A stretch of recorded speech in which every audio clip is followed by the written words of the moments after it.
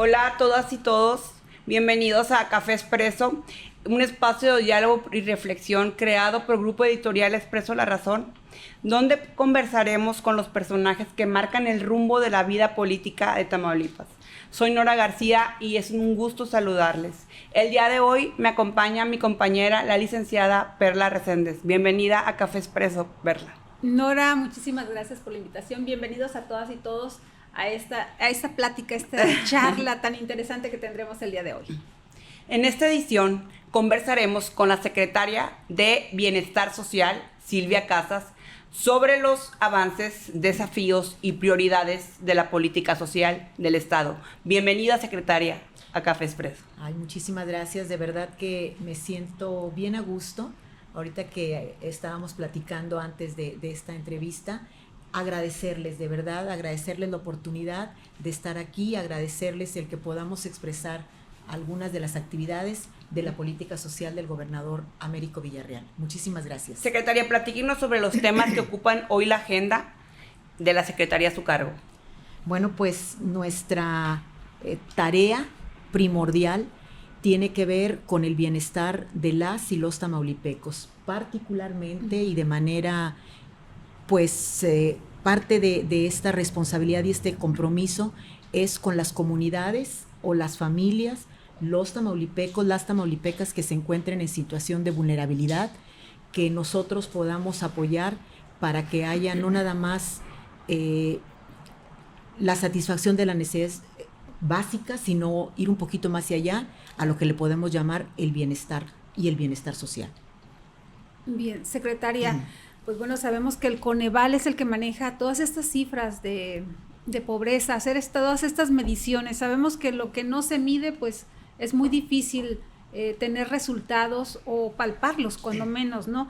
En el caso de la Secretaría de Bienestar que usted dirige, ¿cuáles son estos resultados palpables que podemos ver en la reducción de la pobreza extrema y la pobreza en todas estas comunidades de Tamaulipas? Bueno, las cifras más recientes, Perla, que justamente como tú dices, vienen de instituciones que evalúan, como el Coneval, que ahora ya pasó a ser parte del INEGI, y el INEGI que a través de encuestas, a través de muestras, como el último muestreo que hizo de ingresos a los hogares mexicanos, puede determinar y puede dar cifras muy precisas, cifras que nos guían y en donde nosotros podemos ver si las políticas públicas están llegando a cubrir estas necesidades y sobre todo en el caso de esta secretaría que toma mucho en cuenta a las comunidades vulnerables, hablamos precisamente de la pobreza. Es algo que se ha estado mencionando como unas cifras muy relevantes e históricas. En 2022 estábamos hablando de que en Tamaulipas teníamos unas cifras de aproximadamente 100,000 personas, 102,000 personas en pobreza extrema. Y hemos reducido a la mitad.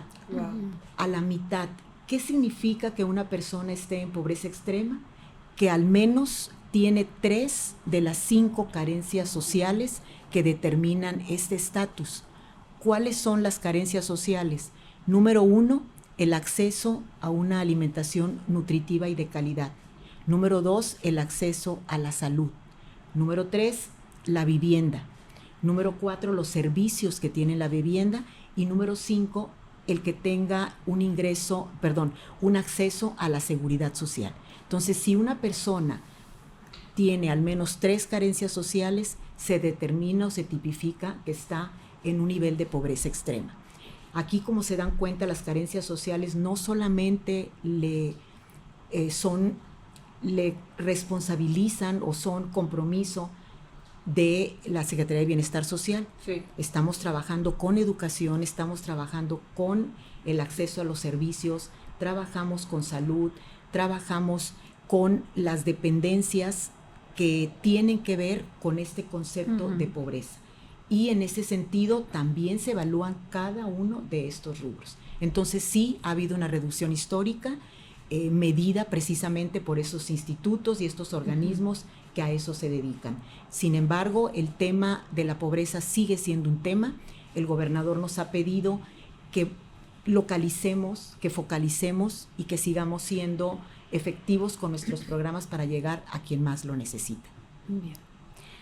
Secretaria, ¿cuáles son los indicadores que la Secretaría utiliza para medir el impacto real, no solo cobertura, de los programas sociales? Podemos hablar del desarrollo comunitario como uno de ellos. Podemos también hablar de la cohesión social que se da, ahorita que podamos hablar de nuestros programas sociales, de la cohesión social. Hablamos también del bienestar que se deriva de las actividades, por ejemplo, recreativas o lúdicas a través de nuestros parques, centros y unidades de bienestar. Hablamos también de la parte de arte y cultura y también, ¿por qué no mencionarlo?, la relevancia que está tomando el tema que tiene que ver con el tema de las mujeres, de la prevención de la violencia, del acceso a la asesoría, a la psicología. Ahorita en el Instituto de las Mujeres, que depende de esta secretaría, ya se han instalado con apoyo federal 16 centros libres para las mujeres, donde se brindan todos estos servicios. En estos 16 centros libres que están en el estado de Tamaulipas, tenemos una psicóloga, una abogada, una trabajadora social que están ahí para brindar el servicio a las mujeres que lo requieran. Además de que tenemos 2 casas Violeta que también están operando. Entonces, los indicadores no nada más son que damos más despensas, que vamos a abrir más comedores de bienestar, sino buscar el desarrollo de nuestras comunidades, esa cohesión social, esa necesidad que tenemos de estar en comunicación con ellos, y lo vemos porque estamos recorriendo territorio, estamos yendo a las comunidades que, de acuerdo también a, como hablábamos de INEGI, en donde tenemos nuestras localidades que tienen más rezago social o más marginación, y ahí vamos a territorio a través de diagnósticos comunitarios como los hacíamos en el DIF y lo sigue haciendo el DIF. El desarrollo comunitario es eso, hacer el diagnóstico, llegar a la comunidad, ver sus necesidades más apremiantes y con las secretarías que les competa trabajar en programas de desarrollo comunitario. Bien, hablamos de pobreza y regularmente nos viene a la mente todos estos municipios del 4º distrito, ¿sí?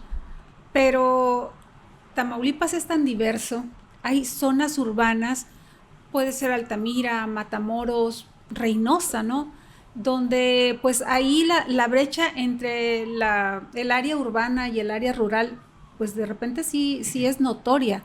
Ahí también podemos hablar de pobreza. ¿Qué se hace en comunidades o en municipios ya más desarrollados, más grandes, pero donde existe también pobreza en algunas zonas, para garantizar que lleguen todos estos apoyos, todos estos recursos a las familias que lo necesitan? Qué interesante tu pregunta. Acabamos de tener un congreso o un ciclo de conferencias que se llamaba Combatir la pobreza y lograr bienestar. Y la ponente, una de las ponentes que trajimos es la doctora Viridiana Ríos. Y ella nos hablaba, nos preguntaba, ¿saben ustedes dónde está la mayor diferencia entre una zona rica y una zona pobre? ¿En dónde se imaginan que está pasando esto? Y es justamente en las zonas urbanas. En las zonas urbanas, cuando hemos andado y nos ponía de ejemplo las ciudades de playa.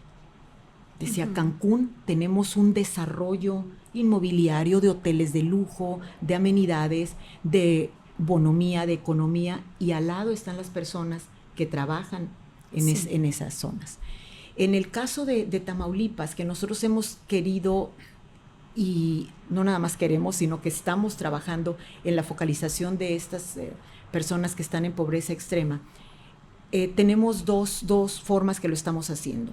Número 1, INEGI nos marca las localidades rurales donde hay marginación o rezago social alto y muy alto. Aquí tenemos aproximadamente 294 localidades en ese estatus, que nos representan 11,000, 12,000 personas solamente. 294 localidades con 11,000, 12,000 habitantes. Si nosotros buscamos los otros 40,000, estamos hablando de las zonas urbanas. de municipios como Matamoros, que está en la frontera y que tienen muchísimo más desarrollo que el altiplano tamaulipeco. Estamos hablando de Altamira, Madero, de la zona sur. Aquí estamos trabajando con una unidad que se llaman AGEP, Unidades Geográficas Básicas, sí, donde también el INEGI determina en dónde están estas zonas, estas colonias, estos espacios suburbanos donde no cuentan con los servicios básicos de su vivienda, cuando su vivienda no tiene la calidad que se requiere, y algo muy, muy importante, el ingreso. Tenemos todavía 173,000 personas en Tamaulipas en línea de pobrezas por el ingreso. Pueden tener trabajo, pueden tener la educación ahí cerca, un centro de salud, pero su línea de ingresos está todavía abajo de la línea adecuada para satisfacer sus necesidades. En eso también estamos trabajando. También estamos yendo, hay un programa muy interesante que no solamente toma en cuenta eso, sino también indicadores de violencia, de deserción escolar, de embarazos en adolescentes, que es el programa que el DIF lleva con otras dependencias gubernamentales. Con otras, no, con todas estamos participando, que se llama Lazos del Bienestar. Justamente se integra o se inserta un polígono del programa Lazos del Bienestar en estas zonas justamente suburbanas que tienen estos indicadores, y llegamos todas las dependencias gubernamentales a trabajar obras públicas, los servicios, obras públicas, la infraestructura, la Secretaría de Salud con los temas de vacunación, del riesgo en las adolescentes para los embarazos, la Secretaría de Seguridad, las mujeres para las prevenciones. Ese es un programa integral, ese es un programa completo que toma en cuenta las necesidades de las que Perla está mencionando en estas zonas, ¿verdad?, que son suburbanas y que efectivamente hay aproximadamente 400 colonias según las estadísticas.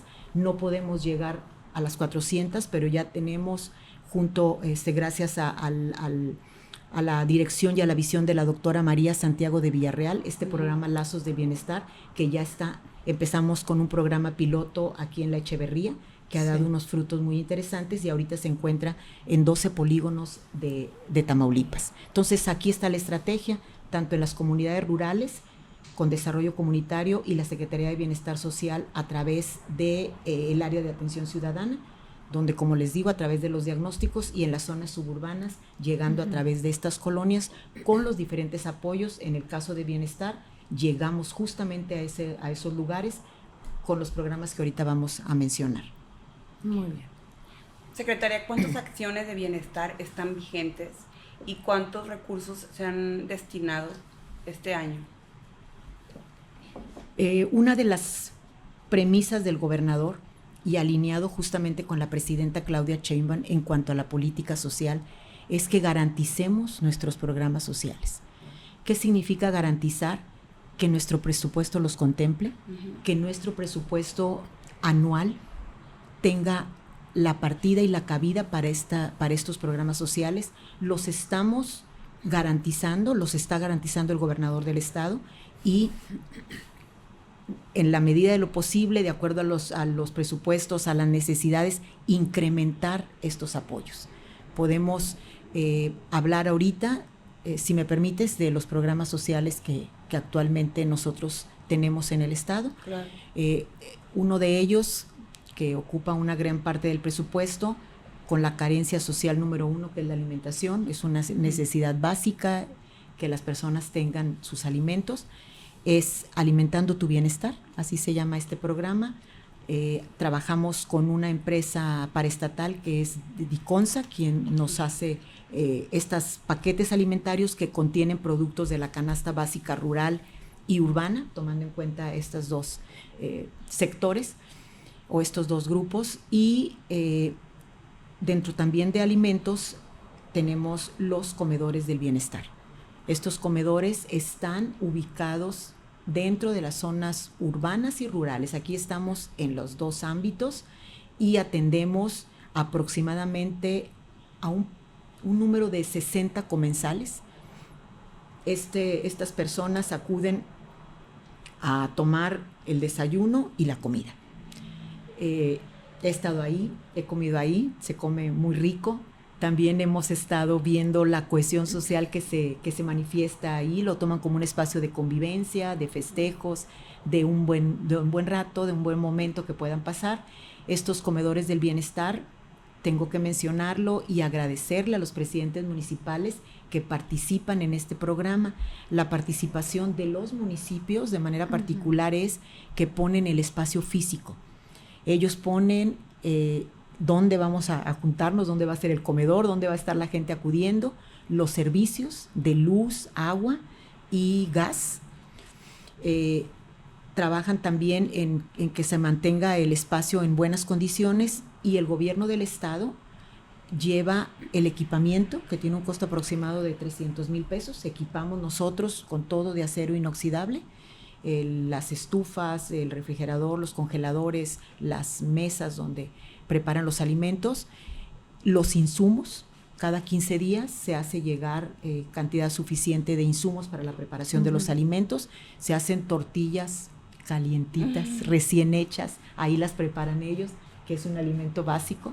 Nos hemos echado unos buenos taquitos ahí, de verdad, o sea, es padrísimo, por eso me encanta este trabajo, la verdad.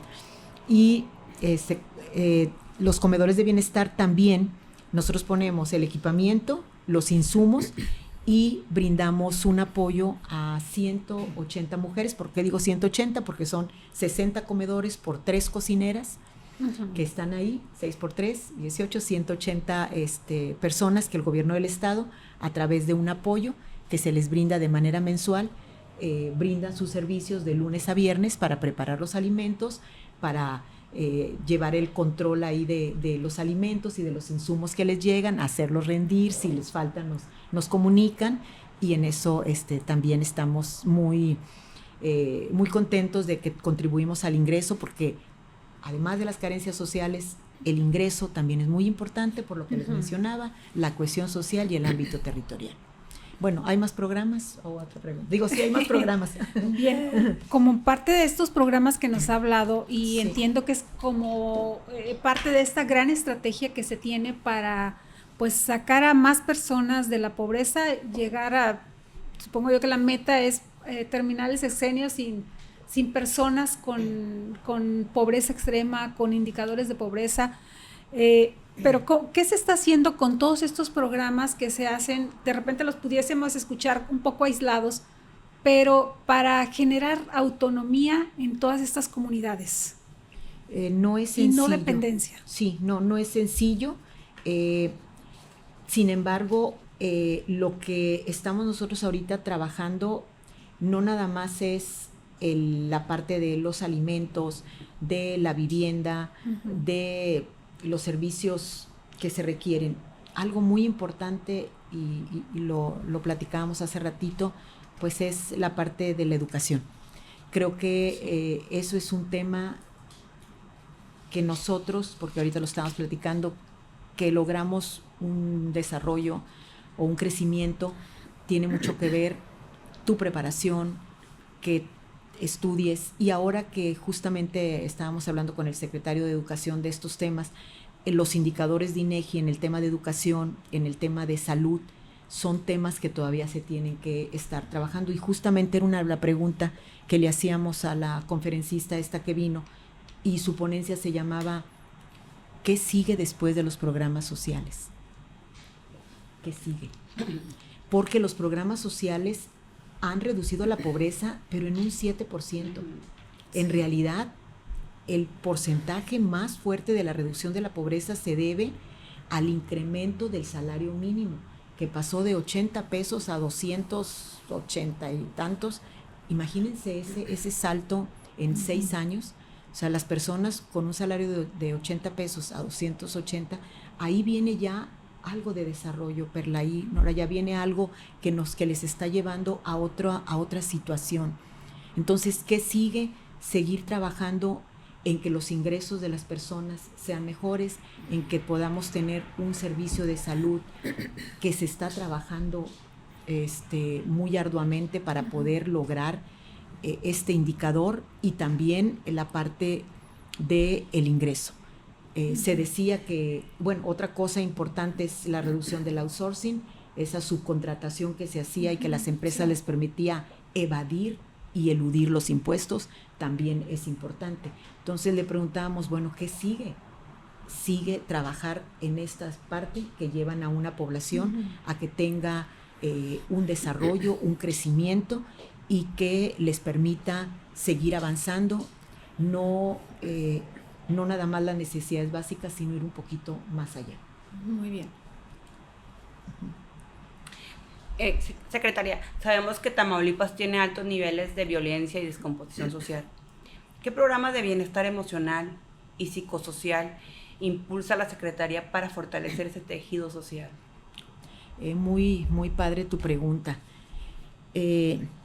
La violencia, la capacidad que debemos de tener nosotros para tener una parte de salud mental o de bienestar emocional en estos tiempos donde la desinformación, donde ahorita lo platicábamos, nuestro celular nos consume tanto tiempo, tenemos que recurrir tal vez a como cuando éramos niños, que jugábamos, que andábamos en la tierra, en los espacios. Esto lo estamos nosotros llevando a cabo con los centros, parques y unidades de bienestar. Estos espacios se encuentran en todo el estado de Tamaulipas. ¿Qué es un parque, qué es una unidad y qué es un centro? Los parques de bienestar tienen solamente áreas verdes y juegos. Ahorita estamos rehabilitando y la verdad es que ya nos tardamos, pero estamos trabajando en eso. Se llevó a un diagnóstico en los parques. Teníamos unas fuentes que estaban, que no les dieron ningún mantenimiento ni nada, ya las estamos rehabilitando.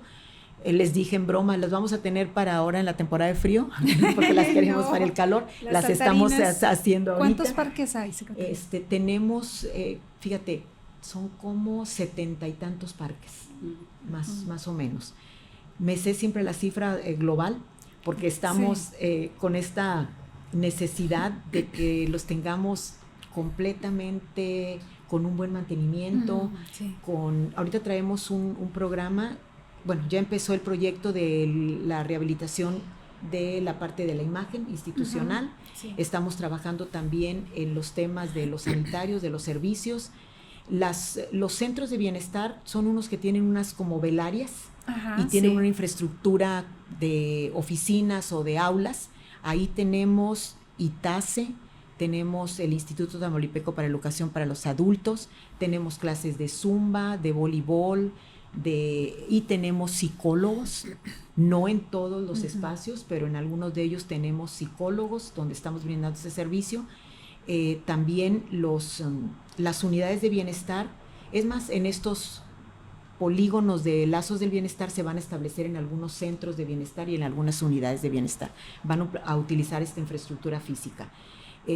Importante también mencionar que parte de este bienestar emocional de las personas tiene que ver con algo, no sé si se ha estado mencionando, que es el sistema de cuidados. Tradicionalmente, las mujeres, pues no nada más cuidamos a nuestros hijos, a nuestros papás, a nuestros hermanos, que hasta los que se divorciaron se van a vivir con una hermana, los abuelitos, hermanos de nuestros papás, tías que quisimos mucho y que no tuvieron hijos, los cuidamos las mujeres. Es una tarea que, si bien nos permite con esa grandeza de verdad del corazón de las mujeres dar cabida, también nos desgasta. Entonces se van a construir 2 centros de cuidados. Estos centros de cuidados van a brindar espacio de apoyo a estas mujeres que necesitan de que alguien aliviane esta carga. ¿A qué me refiero? Estas personas van a poder tener el cuidado temporal o por horas de los adultos mayores, de los niños, para que ellas puedan tomar algunas clases. Se van a tener una especie de comedor, cocina para llevar, de que ya no prepares tú la comida, sino que pero a un precio muy accesible, muy adecuado. En México este es un modelo que se hizo en Distrito Federal, en la Ciudad de México, donde están estos espacios. Allá todos estos espacios les pusieron una alberca para los adultos mayores para que puedan tomar clases, pero y también allá los espacios no requieren el servicio del aire acondicionado. Estuvimos visitando estos centros allá en México, y tú te puedes sentar en una banca al aire libre a la hora que sea. Pero aquí nosotros tenemos ese problema con nuestros parques, de que quién va a ir con 40 grados de temperatura. Tenemos que considerar todo eso, y todo es importante de acuerdo a tropicalizarlo o a ponerlo en nuestros espacios de acuerdo a nuestras necesidades. Entonces estos espacios tenemos 2 que se van a construir a través de un programa también de la Secretaría de Bienestar que no hemos mencionado, que es el programa de infraestructura social para las entidades federativas. Muy bien. Secretaria, bueno, ya nos ha hablado de todos estos programas tan importantes que tiene la Secretaría a su cargo, y qué tan importante es esta coordinación con las diferentes dependencias. A mí me parece que en el caso del sistema DIF y la Secretaría de Bienestar Social son de las instituciones más nobles en cualquier gobierno, ¿sí? Porque son las que llegan directamente a las familias, a las personas que tienen mayor necesidad, que tienen ustedes el pulso pues más directo con todas estas necesidades, con todas estas carencias que de repente tenemos, y que con el día a día, digo, la Secretaría de cualquier otra, obras públicas, se dedica pues a hacer infraestructura y todo eso, pero ¿cómo se va concatenando todas estas acciones y todas estas programas que tienen ustedes con más dependencias para precisamente sacar a más familias del rezago, y para quienes a lo mejor no tienen gran rezago, que también les beneficia, y por supuesto van incrementando su bienestar social, vamos a decirlo así, porque no únicamente hablamos de carencias físicas, sino también de emocionales y de otra índole? Te voy a poner 3 ejemplos, 3 de todo lo otras que hacemos con las dependencias. Por ejemplo, con la Secretaría de Recursos Hidráulicos para el Desarrollo Social. A través de esta dependencia, nosotros hemos podido llevar tinacos a una cantidad inimaginable de localidades. Nos coordinamos con ellos y con las comapas para que donde nosotros pongamos el dispositivo de almacenamiento haya el recorrido de las pipas para que les surtan, que es responsabilidad de otras dependencias. Con la Secretaría de Recursos Hidráulicos también para el Desarrollo Social, acabamos de entregar justamente en Bustamante 300 dispositivos, en Antiguo Morelos, 300 dispositivos para la calidad del agua. Ellos determinan con Conagua cuáles estas localidades que carecen de líquido y que lo tienen almacenado para filtrar y tener calidad del agua. Entonces hacíamos ahí la prueba con ellos, se les da una capacitación, es un dispositivo de creo que 20 litros donde vacían el agua que ellos tienen almacenada y sale completamente filtrada y potabilizada, y se puede tomar su agua. Eso es un ejemplo de otras cosas que hacemos con la Secretaría de Recursos Hidráulicos para el Desarrollo Social. Con la Secretaría de Energía estamos trabajando en un programa muy importante del gobernador. Es un programa que es una meta que tenemos, electrificación al 100% en Tamaulipas, que si bien estamos al 99.7% de cobertura, ese 0.3% lo tenemos que llevar a feliz término. Estamos hablando de aproximadamente 3,000 personas, no familias. Entonces estamos trabajando con ellos a través de una figura muy importante en la Secretaría, que son los gestores de bienestar. Ellos están en territorio, están en todo Tamaulipas, están en colonias, están en ejidos, en todos lados. 2018 es la meta, ¿verdad? Para la electrificación al 100%. 2028. 28, perdón. 18 no. Ya se me pasó. 2028, perdón. Yo dije 2018. No. Sí, pero ya es una meta que tenemos, y estamos trabajando en conjunto con el DIF. El DIF ya ha instalado sistemas de celdas fotovoltaicas en varias comunidades. Ahorita acaban de terminar 2 en Vallehermoso o en Yera. Así es como van a tener electricidad. Así es. Puede ser la extensión de la red de CFE en algunos lugares que así lo requiera. Por ejemplo, Güemes, está esta localidad de Miraflores, donde el pueblo tiene, pero 3 cuadras adelante ya no hay porque se hicieron otras casitas, se extendieron. Cuesta, no sé, la extensión de la red. Nosotros vamos a trabajar con CFE para que extienda la red. En localidades que por el costo-beneficio, la factibilidad técnica no permita la instalación de eso, nos iremos con los sistemas de celdas fotovoltaicas. Qué bien. ¿Okay? Entonces sí trabajamos también con ellos.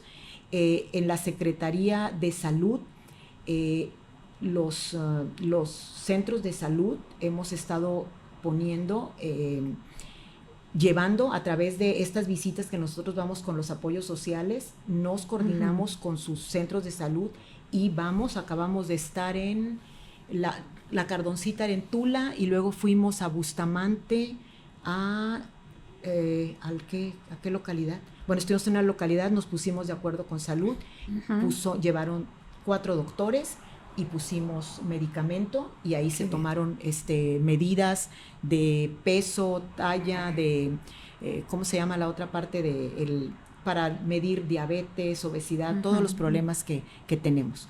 Contribuimos también con el programa con educación de Vive Feliz, Vive Saludable. Nuestros gestores sociales están trabajando para hacer esta medición de talla, peso a los niños. Ya salieron resultados preliminares, los leí en la prensa, donde de los principales problemas que aquejan a nuestra niñez es la obesidad, la vista y problemas de caries. Entonces habrá que implementar programas en ese sentido. No se ha terminado de pesar y medir y tomar otros datos a los niños, pero trabajamos con varias secretarías o con todas. Muy bien. Yo le quería preguntar, hablando de los infraestructura social básica, vivienda, drenaje, electrificación, agua, quería preguntar, ¿hay avances en zonas rurales? Sí, tenemos un programa que se llama Fondo de Infraestructura Social. Este programa nos brinda anualmente aproximadamente 180 millones de pesos. Este fondo se prioriza y se ejecuta en zonas que se llaman zonas de atención prioritaria. Están definidas por la Federación y ahí estas zonas son prioritarias, son para fortalecer justamente la infraestructura educativa, de salud, de acceso, no de la vivienda en sí porque es infraestructura social. Hemos apoyado en techumbres, subestaciones eléctricas. Ahorita, por instrucciones de la presidenta y por precisamente cuestiones prioritarias, al menos el 30% de ese fondo se tiene que ir a obras de infraestructura hidráulica. Tenemos que priorizar el tema del agua, porque, como les comentaba hace un momento, trabajé muchos años en temas ambientales y el atributo ambiental más importante es el agua, tanto la abundancia como la escasez.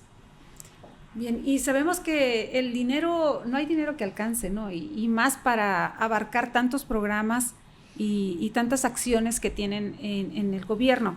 Pero del presupuesto que maneja la Secretaría, ¿qué porcentaje se utiliza precisamente a atender estas obras comunitarias y todas estas acciones? Pues, ¿qué porcentaje será? Son 190 millones de este fondo de infraestructura social. Nosotros tenemos, esto es aparte de los 900 millones que se manejan para otros programas sociales. Esto es aparte. Y Obras Públicas también tiene su fondo para infraestructura social. Sí. Caminos, presas, infraestructura, ¿cómo se llama? Lo de hidroagrícola, etcétera. O sea, ellos tienen sus propios fondos. Pero de nosotros es ese fondo el que se aplica. Muy bien. Perfecto. ¿Tienen algún diagnóstico actualizado de colonias y comunidades? Es decir, ¿saben qué municipios son los que tienen mayor carencia? ¿Me podría decir algunos? Sí, claro que sí. Los municipios con mayores indicadores de rezago social, marginación, son municipios como San Nicolás, San Carlos, Palmillas, Bustamante, Miquihuana, y en esos están contabilizados estas personas en esas situaciones de vulnerabilidad. No por eso dejan de existir en la frontera, en las zonas conurbadas, como hemos estado comentando. Bien, secretaria, ya nos habló de estas acciones que llevan a cabo, pero ya de manera más específica para mujeres, jefas de familia, en el caso de las cuidadoras, pero ¿qué otras acciones más llevan a cabo para reducir la feminización, podemos decirlo de alguna manera, de la pobreza? Feminización de la Sí, la pobreza también tiene cara de mujer. Hay muchas jefas de familia que son las que tienen que enfrentar día a día el llevar el sustento para sus hijos, a veces para padres, más hermanos. Fíjate que los programas sociales que hacemos en conjunto, complementando a los programas federales, analizaron justamente los grupos sociales que tienen más carencias, en dónde están las mujeres, los niños y los jóvenes, los adultos mayores y las personas con discapacidad. En el caso de las personas con discapacidad, nosotros estamos trabajando con el apoyo del gobierno federal a través de un fideicomiso, donde se brinda un apoyo a las personas que tienen un tipo de discapacidad permanente. En el caso de las mujeres, bueno, la Federación, la Secretaría de Bienestar acaba de implementar, creo que hace 2 años, el programa para las mujeres de 60 y más. Sí.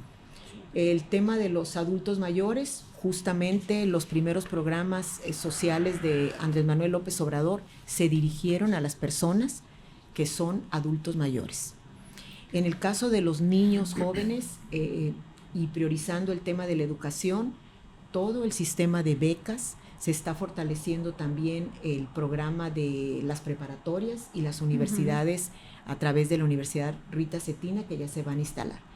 Para las mujeres, de manera particular, el Instituto de las Mujeres está trabajando mucho en la capacitación. Se estuvieron llevando a cabo asambleas en todo el estado. En estas asambleas era ese diálogo, esa comunicación, ese preguntarles cuáles eran sus dificultades, cuáles eran los retos que tenían que enfrentar, de qué manera podemos coadyuvar para llevarlas a mayores beneficios. Ese es un tema del desarrollo de la mujer. Ayer estuve justamente en la instalación de los comités en Tamaulipas de una colectiva que se llama 50+1 y ahí les mencionaba que las mujeres sí hemos logrado tener cambios porque tenemos muchísimas más oportunidades y ponía el ejemplo de mi mamá, que a la edad que yo me casé ella ya tenía 9 hijos y 9 hijos de cuando yo estaba en sexto, porque soy la mayor, en sexto, en quinto, en cuarto, en tercero, en segundo, en primero. Había opciones, había oportunidades, pues no. Casi no. Seguimos con rezago, es correcto. Somos un país que tiene cultura, de tradiciones, de roles ya establecidos, pero creo que vamos trabajando. Ahorita mismo me están entrevistando 2 excelentes mujeres que tuvimos oportunidad de platicar nuestros trabajos y nuestra trayectoria, y los hombres nos están viendo. Entonces, yo creo que vamos bien. A nivel mundial, la apertura que se ha dado para las mujeres es evidente, pero todavía tenemos desigualdad, todavía tenemos brechas, y hay que seguir trabajando juntas con esa sororidad que nos debe de caracterizar y con esa capacidad de multitareas que somos las mujeres. Claro. Creo que lo estamos logrando. Gracias. Muy bien. Chiquita, ¿cómo manejan ustedes los casos que, por ejemplo, de adultos mayores, personas con discapacidad o a población indígena que no tiene acceso a los programas federales? Les ayudamos en la gestión. Okay. Frecuentemente, es muy buena pregunta, cuando andamos en territorio o que se me acerca alguna persona, me dice, no me ha llegado mi apoyo de la pensión. se me perdió la tarjeta, ¿qué hago? Mi hijo en una beca.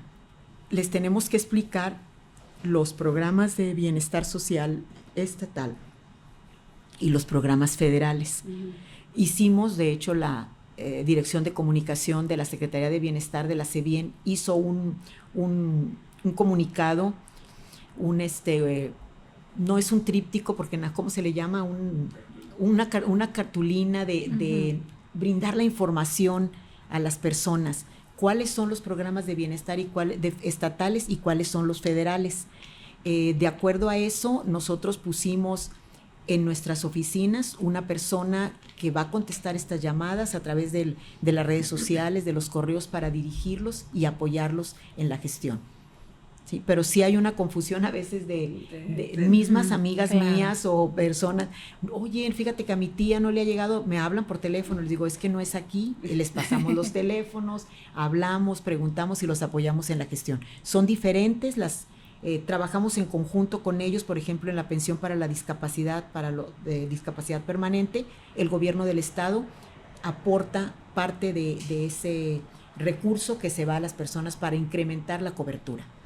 Bien, y se ha hablado de estos derechos, porque ya muchos de estos programas que iniciaron como programas, pues ya son derechos constitucionales, ¿no? Ya están plasmados en la Constitución, y no se trata solo de el asistencialismo, ¿no?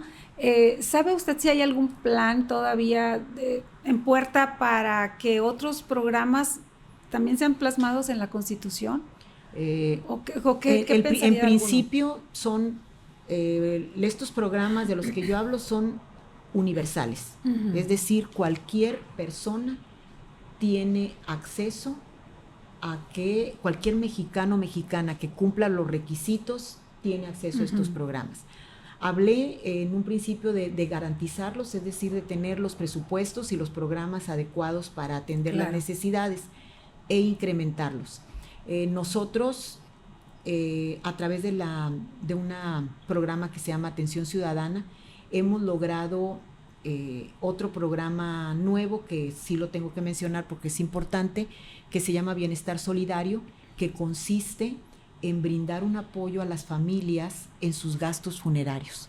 Podemos dirigir, transferir, apoyar con hasta 8,000 pesos a las personas que cumplan con los requisitos de las necesidades económicas, de la condición social, del evento al que se hayan enfrentado. El gobernador, cuando nos solicitó este programa, me dijo, como doctor, como especialista en salud y que he estado en hospitales, veo cómo las personas están en situaciones de gastos de medicamentos, de su estancia mientras están en el hospital y luego termina, y si tiene un desenlace como la muerte, necesitan apoyo. Ese fue un programa que él fue el que lo indicó, que fue el que expresó la necesidad, y ha sido un programa que ha permitido, de verdad, empezó este año en todas las comunidades y localidades, y lo hago aquí también para las personas que lo requieran. Empezamos este año con una bolsa de 2 millones de pesos. Llevamos apoyados aproximadamente como 200 sucesos, 200 familias, que se les transfiere hasta 8,000 pesos para apoyo en gastos funerarios. Aquí también trabajamos con el DIF, que a través de su velatorio está con un sistema económico y que se les puede también apoyar cuando lo necesiten para que tengan este servicio. Hace poquito tuvimos un caso en Jaumave, el ataúd costaba 12,000 pesos y aquí en el DIF 2,000, 3,000. Nosotros a través del programa de gastos funerarios lo adquirimos y lo llevamos hasta Jaumave porque es un gasto que nosotros podemos apoyar y podemos ayudar a las familias de Tamaulipas. Ese es un programa de aquí, no es todavía como un derecho ni es universal, pero estamos apoyando a quien lo necesite. De igual forma, cuando hay contingencias ambientales o sociales, tenemos previsto, porque me lo han preguntado mucho, de que si deberíamos de tener un fondo para desastres. En el caso de bienestar social, tenemos dentro de nuestras reglas de operación emergencias ambientales o emergencias sociales que se pueden presentar y se nos han presentado con sequías, con inundaciones. Se nos han presentado con vedas en sectores como el pesquero, como las despicadoras de camarón, como el agrícola, etcétera, donde tiene sus temporadas o sus ciclos y apoyamos para un poco en el ingreso. También otra forma que nosotros estamos apoyando, porque el gobernador es muy insistente y lo comentábamos hace un momento, en que la sociedad también participe, que la sociedad cuide la infraestructura, que la sociedad pueda participar. Lo hemos hecho en campañas de dengue con la Secretaría de Salud a través de un programa que se llama Empleo Temporal. Podemos nosotros brindar un apoyo económico. Lo hacemos con los municipios o lo hacemos a través de las direcciones regionales y delegaciones de SEBIEN. ¿Cómo funciona? Y con asociaciones civiles también, que se haga un proyecto comunitario. Es decir, vamos a pintar todo el centro o vamos a limpiar un área pública, vamos a desasolvar drenes, canales, caminos que tenemos, y el empleo temporal les ayuda. La idea es tener el proyecto comunitario con los municipios, cómo lo trabajamos. Ellos conforman el grupo de trabajo, las personas no deben de tener un empleo, es una ayuda. Ellos hacen la supervisión, nos permiten tener las evidencias y a la vez les proporcionan los insumos, si es pintura, si es una guira, si es la gasolina, si es el talache, lo que se necesite, las bolsas para la recolección de la basura, ver las metas que se tienen que cumplir, al igual que con las delegaciones y las direcciones regionales de la Secretaría de Bienestar Social. Muy bien. Secretaria, conocemos su perfil y su trayectoria en el servicio público. Yo quería preguntarle, ¿usted tiene el perfil para ser candidata a presidenta de Ciudad Victoria? ¿Aceptaría si se lo proponen? Estoy bien ocupada con esta encomienda. Todo lo que trabajamos no nada más es Silvia Casas, es el equipo de la Secretaría de Bienestar Social, es la oportunidad que me brindó el doctor Américo Villarreal, el conocimiento y el aprendizaje que tuve en DIF Tamaulipas con la doctora María. Agradezco de verdad al equipo y sí me siento, pues a cualquiera le gustaría tener, y como mujeres así somos de retos, pero no sé qué va a pasar mañana. Y entonces lo que sí quiero que pase es que en esta mitad del camino que llevamos con el gobernador y en estos 3 años que faltan, demos más resultados. Sigamos trabajando con datos, con números, no con ocurrencias, con estadísticas, consultando a los especialistas, buscando cuáles estrategias. Yo soy de la idea de que lo bueno se puede copiar. Hemos podido incidir en las comunidades rurales, hemos podido llegar de manera como equipo de trabajo a zonas suburbanas y zonas vulnerables. Eso es lo que me ocupa ahorita. Si se llega el momento y hay que participar, lo haremos con todo gusto, pero hasta el momento no hay ninguna señal en ese sentido, ni nada que me indique lo contrario. Yo voy a estar trabajando con el equipo de la Secretaría, con las dependencias, con el equipo de Américo Villarreal Anaya. Muchas gracias. Secretaria, muchísimas gracias por acompañarnos en este Café Expreso. Gracias. Que ha sido una charla muy nutritiva, muy interesante. Conocimos de primera mano lo que se está haciendo en esta dependencia tan sensible de una mujer comprometida, muy profesional, académica, y que está pues al 100% y se me hace que más en su trabajo. Y pues bueno, agradecerle que esté con nosotros y que nos haya puesto al día sobre las acciones aquí en esta dependencia. Nora, muchísimas gracias por la invitación. Gracias por acudir. Tienen las puertas abiertas en Café Expreso. Muchas gracias, secretaria. Gracias a Café Expreso. Gracias por tanto aprendizaje. Gracias a estas 2 personas que me permitieron decir la visión del gobernador. De verdad, no mencionamos el Festival Internacional en la Costa del Seno Mexicano, que fue un éxito en los 43 municipios. Claro. El gobernador acudió a 4 de estos eventos, veía la ciudadanía volcarse en las calles, necesitamos sentir esos apapachos que requiere el pueblo de Tamaulipas y que estamos dispuestos a dárselos, porque así nos lo ha indicado el gobernador, que somos pueblo sirviendo al pueblo, y así vamos a seguir. Muchas gracias. Muchas gracias, secretaria. Gracias. En la producción, Jorge Castillo, muchísimas gracias. Y a nombre del licenciado Pedro Alfonso García, quien coordina todo este esfuerzo editorial, los esperamos en la próxima.